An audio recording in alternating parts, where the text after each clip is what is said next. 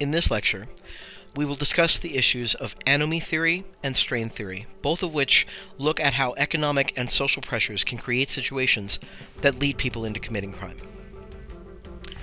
In 1938, Robert Merton published a theory that focused on why crime rates in the United States seemed to be higher than crime rates in other countries with similar rates of economic prosperity. The theory, which is collectively known as anomie strain theory, looks at both the macro and the micro effects of a specific norm in the United States culture, success measured entirely in terms of economics.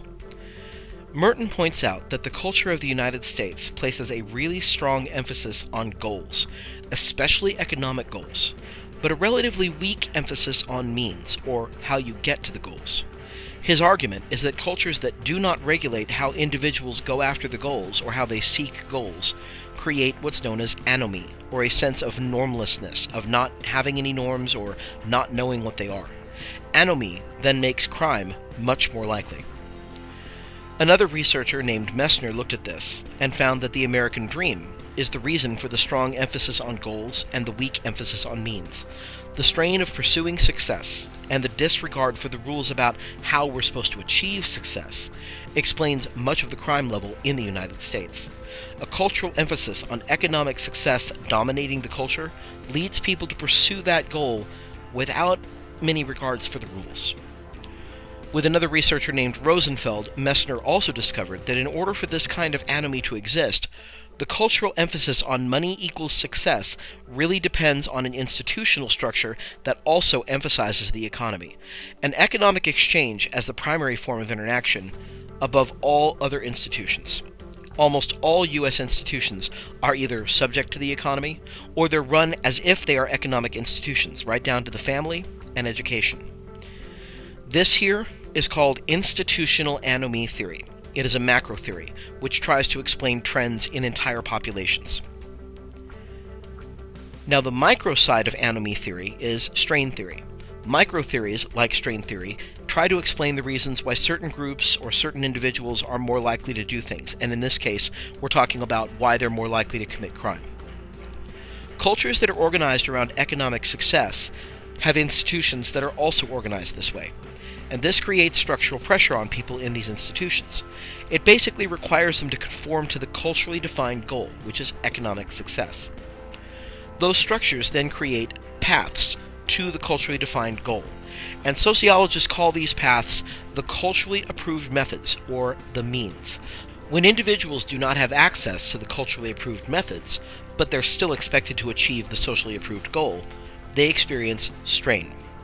Strain theory assumes that people are subject to pressure to achieve goals, and that they've got to have access to the approved means of achieving the goal in order to do it legitimately, without getting in trouble. When they're pressured to achieve, but they don't have access to the means, well, the result is strain. And right after that, you get crime. Merton's strain theory identified the reactions that people make to experiencing strain. Other theorists built up other parts of the theory later on. This discussion will start at the strains people experience first, and then we'll move on to Merton's methods of talking about how people react to strain. So Agnew, in general strain theory, identified 5 major types of strains that people experience when they realize that they don't have the ability to get to the goal with the socially approved means because they don't have access to the means. That's what strain is. The first kind of strain that people experience is called objective strain. And objective strain is the kind of strain that almost everyone would have problems with. So, lack of food, lack of water, lack of shelter, lack of sleep. These are objective strains. It doesn't matter whether you're rich or poor, lack of food affects everybody pretty much the same way. Then there are subjective strains. These are strains that are disliked by particular people or groups, but not everyone. So, for example, a subjective strain might be women being subject to catcalling. Most men, if they were asked, well, what would it feel like to you if women did that, say, that would be fun, that would be great. So the only people who experience strain from being catcalled then are women. So this is a subjective kind of strain. Experienced strain is the kind which the individual or group is personally feeling the effects of. So a person who is hungry, they're feeling the strain of not having any food. And while that's an objective strain, they're also experiencing it directly, which makes it an experienced strain as well. Then there's vicarious strains, which are experienced by people the individual is close to. So, for example, my best friend gets arrested and goes to jail. They are having the experienced strain of being imprisoned. I'm having the vicarious strain of my friend is imprisoned and I don't know what to do and I don't know how to handle this. And finally, anticipated strains. And these are the strains where we already have a strain going on. A lack of money, a lack of food, and we're worried that it's going to continue or it's going to get worse. You could think of it as the strain of, I'm already doing poorly in a class, it's going to get worse. I'm already having a bad time at my job, I might get fired. This is the anticipation that a current strain will just continue and get worse over time. Agnew also identified the characteristics of the types of strain that are most likely to lead to what Merton calls an innovative response, and we will get to that in a minute. But the innovative response essentially is the kind of response that leads to criminal behavior. So for Agnew, there are these characteristics of that kind of strain. The first is that it's high in magnitude. You can't really ignore it. It's not like something that's happening in the background, it's in your face. The second is it's unjust. It's not fair that you don't have access to the means to get to the goal. The goal is that everybody's supposed to do this thing, but you don't have access to the means to get there. That's unjust. It's also associated with having low social control. People who already don't feel a lot of social control or feel like, oh, for example, that the police will punish them if they do something wrong, the people who don't really pay attention to that are more likely to experience innovative strain or react with innovative strain reactions. And the pressures to use innovative methods to commit crime. Basically, crime-inducing strain, there's no way to react to it except to commit a crime to get it done. So now let's go to Merton. Once a person has experienced strain, they react to it. Merton's original strain theory identified 5 reactions to strain. So the first one is conformity. And the way that Merton measured this is, how do you react to both the socially approved goal and the socially approved ways of getting to the goal, or the means? So a conformist accepts the goal and accepts the means, even though they can't get there. They may not even really be aware of the fact that they can't get there. They might keep thinking that just work hard, get ahead will get them to the goal. A ritualist knows the goal is unreasonable, but they keep doing the means because they see no other way. And these are people who have essentially given up. They're on autopilot. They're really not motivated by goals anymore. They really don't care anymore, so they just rejected the goal, but they keep going to work because that's the way you do things. That's just what you do. Retreatists will reject both the goal and the means and remove themselves from society. So people who go live out in the woods like a hermit, they're a good example of the retreatist. Rebels are people who say, the heck with that goal and the heck with the means of getting there. We're going to pick out a completely different goal and a completely different way of getting there. So rebels are people like hippies, for example, who said, we're not interested in being part of the military-industrial economic complex that is leading to war. We don't agree with those goals or the ways of getting there, so we're all going to form communes, and we're going to go out and live on the land and share everything and be a communal society.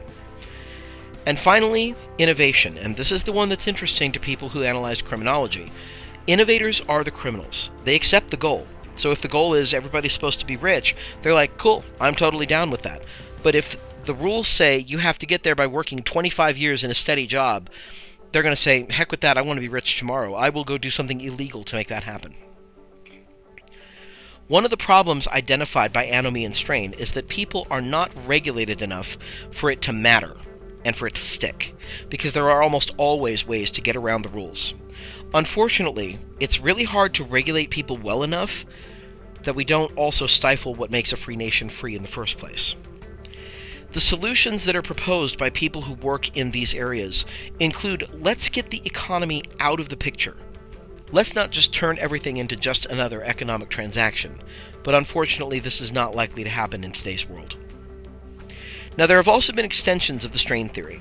Cohen investigated strain specifically with gang juveniles, and he used one of Merton's reaction types, innovation, to explain what caused juveniles to need to innovate. So part of his reasoning was that they needed to impress people who were in the same gang culture, which provides somewhat of a crossover between anomie strain theory and subcultural theory, but he was still using a strain as his operant way of doing the analysis. So Cohen, like Merton, argued that boys become delinquent because their goals are blocked. They can't get to them.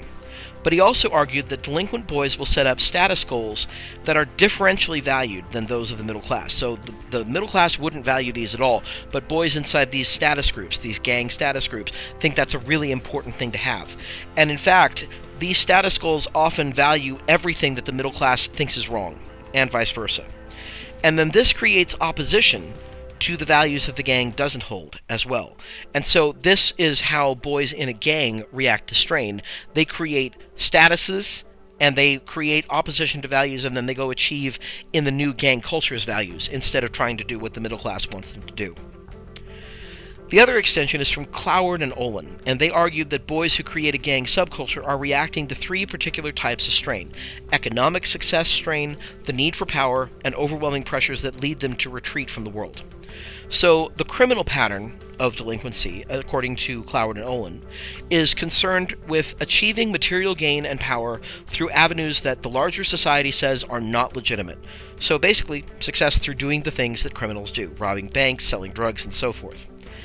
The conflict pattern is concerned with making adults in the adult world afraid, and forcing them to show deference or to show respect by doing unpredictable and violent things to gain social and emotional power over them.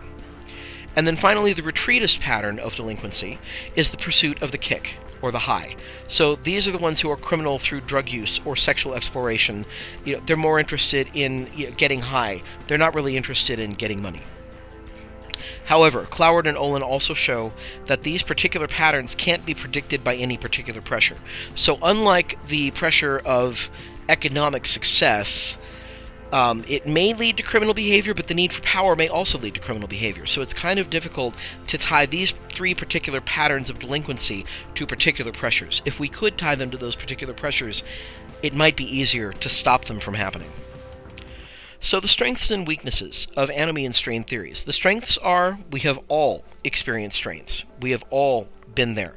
And we can see that they do cause us to act in unpredictable ways. The dominance of the economy in our society also does make a lot of us think that money isn't the most important thing, it's the only thing. But the weaknesses are that we need more work, because the strains are not specific enough for us to really identify and nail down. So we need to figure out what specific strains lead to which specific crimes. Can we find a way to actually predict what's going on, instead of just saying, well, strain happens, and then people innovate?